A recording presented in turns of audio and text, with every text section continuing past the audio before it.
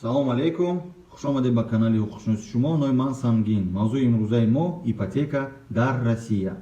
Ипотека ин худ як маблағи қарзии дарозмуддат барои харидорӣ намудани квартира, ҳавлӣ ва ё қитъаи замин мебошад ва шаҳрвандои хориҷӣ дар Федератсияи Россия ҳуқуқи гирифтани қарзҳои ипотекиро дар бонкҳои хусусӣ ва ё давлатӣ доранд. Барои ин шаҳрванди хориҷӣ бояд дар асоси қонун дар Федератсияи Россия бошад, расман даромади расмӣ дошта бошад ва пардохти аввалияи ипотекаро дошта бошад. Яъне агар фарз кардем квартира 5 миллион рубл бошад, ҳадди ақал бояд 500-700 ҳазор рублро дошта бошад. муҳлати ипотека гуногун мебошад ва вобаста ба даромади шумо таъин карда мешавад. Яъне метавонад 5 сол шавад, метавонад 10 сол, 15 сол, 20 сол, 30 сол шавад.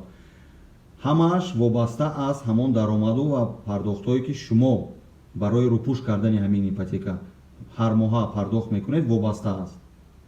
дар аксарияти ҳолатҳо зимни ба расмият даровардани қарзи ипотекӣ бонк низ пешниҳод мекунад ки шумо суғуртаи ҳатмии ҳаёт ва суғуртаи амволи ғайриманқулро низ ба расмият дароред. ин барои чӣ карда мешавад?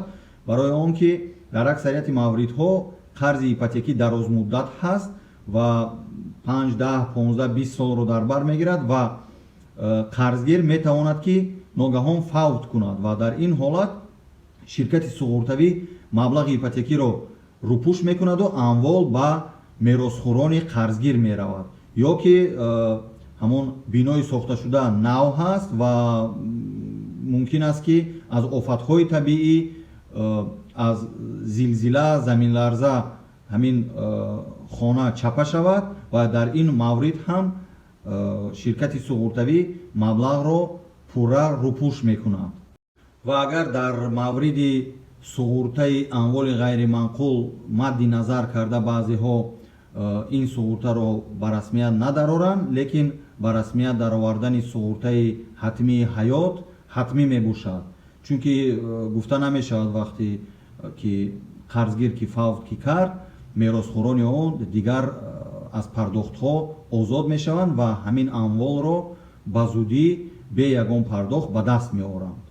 таъин кардани фоизҳои бонкӣ барои истифода бурдани маблағи ипотека низ аз ба расмият даровардани суғуртаи ҳатмии ҳаёт, суғуртаи амволи ғайриманқул, пардохти аввалия ва муҳлат вобастагии калон дорад. Яъне чӣ қадар пардохт калон бошад ва чӣ қадар муҳлат кӯтоҳтар бошад, фоизҳояш ҳамон қадар пасттар мешаванд. бонк метавонад фоизи истифодабарии ипотекаро ҳамасола баланд бардорад, чунки дар шартномааш инро гузоштагӣ аст ва барои он ки фоизҳо баланд нараванд, шумо бояд ҳамасола суғуртаи ҳатмии ҳаёт ва суғуртаи амволи ғайриманқулро ҳарсола ба расмият дароварда ба бонк пешниҳод кунед ва дар ин сурат фоизҳо баланд намераванд. Яъне фарз кардем соли гузашта шумо агар 10% месупоридед, соли ояндааш 11% бояд шавад. барои ҳамин агар суғуртаи ҳатмии ҳаёт ва суғуртаи амволи ғайриманқулро ҳамасола аз нав иваз карда ба бонк пешниҳод ки кардед, фоизҳои шумо баланд намераванд. дар аксарияти ҳолатҳо пардохти ипотека ба таври аннуитет амалӣ карда мешавад. Яъне бо пардохт кардани маблағ шумо ҳам фоизи истифодабарии ипотекаро ва ҳам қарзи асосиро пардохт мекунед. фарз кардем агар муҳлати ипотекаи шумо 20 солро дар бар мегирад ва ҳар моҳа шумо 30 ҳазор рубли пардохт мекунед, яъне 7-8 соли аввал 28 ҳазораш барои фоизҳо меравад ва 2-3 ҳазораш барои маблағи қарзи асосӣ меравад.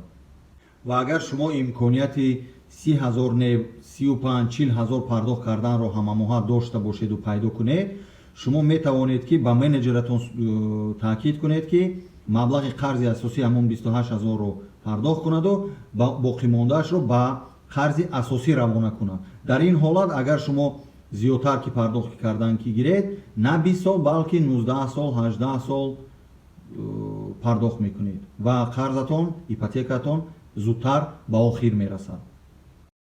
ҳамчунин дар Федератсияи Россия як квартира метавонад ки ду ва ё зиёда соҳиб дошта бошад. Яъне шаҳрванд метавонад ки алоҳида дар як квартира як утоқашро ҳам низ харидорӣ бикунад ва ҳуқуқи соҳибмулкӣ ба он утоқ пайдо кунад.